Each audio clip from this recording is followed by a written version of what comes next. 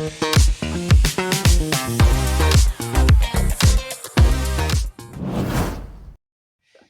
what your program? It's imagine it's national based. Sorry, we're a virtual world now, so it doesn't really matter where they are. Is it one to one? Is it group?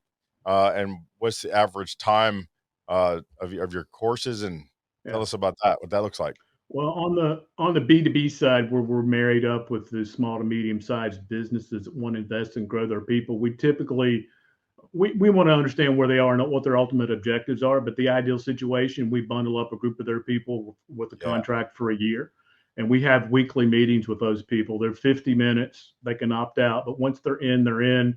It's third party. It's confidential. So that once the coachees recognize they can share anything, they've got a trusted resource to go to. It really opens up. You think after a period of time you'd run out of stuff to talk about, but you never do. I've got some folks going into their third year now. It depends. So that's one of our models. That's so rewarding, but one on one from a business perspective, it doesn't scale. So we've only got so much room for that. And as we Yes. take on more, obviously we hire additional resources. But we've also started on the B2C front with cohorts.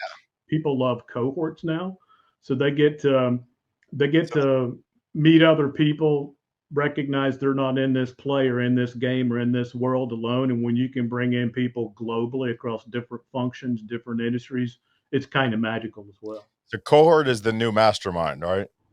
It is to a Yeah. large extent. It is, and it's great because what I love best about a cohort or mastermind, even personally for running them, is I go from facilitating to member, right? So I start Oh, facilitating, yeah. but as that circle goes, I'm a member, and then I change my hat to facilitator, bring up another topic, and now I'm a participant.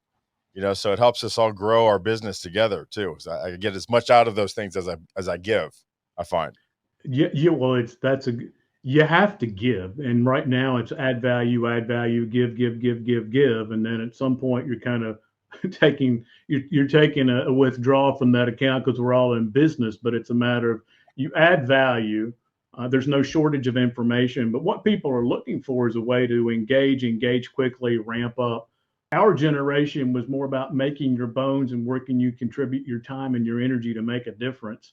And it's not that this generation is not like that, but there's so much available information at their fingertips. They just don't exactly know what to do with it. And, the last 2 or 3 years, everybody's kind of been withdrawn or isolated or what have you. They're not picking up on the culture of the business. Yeah. They don't have a mentor, or I'm actually a tour mentor in a lot of ways, but you need people to engage with and challenge you. That's how you grow. Yeah, and then the growth that you're experiencing is folks going to do a sort of game planning with them, taking them through a life cycle of an employee and creating growth within their industry, doing any sort of look at outlooks and see how their not only their position can grow, but how their department, because that all impacts, right? So is there kind of growth stuff that you work on as well?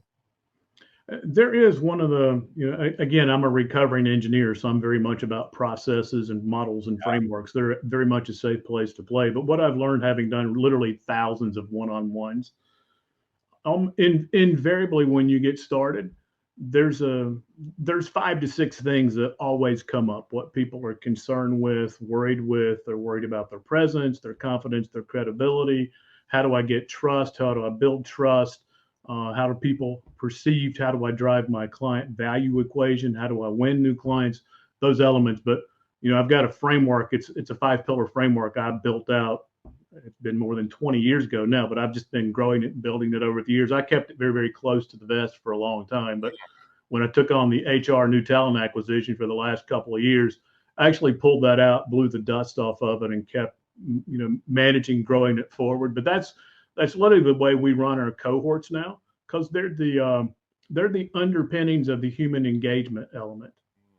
And it's very interesting to see how that works. Most people have gotten their degrees, perhaps a master's degree, or they're very functionally or technically fit, but they don't get the nuance of human engagement, or Mm, why some people walk into a room and light up the stage or the conference or whatever. Just in social, some people they're just loaded with energy, and others it's like how'd that person wind up here, right? But if you don't know, you don't know.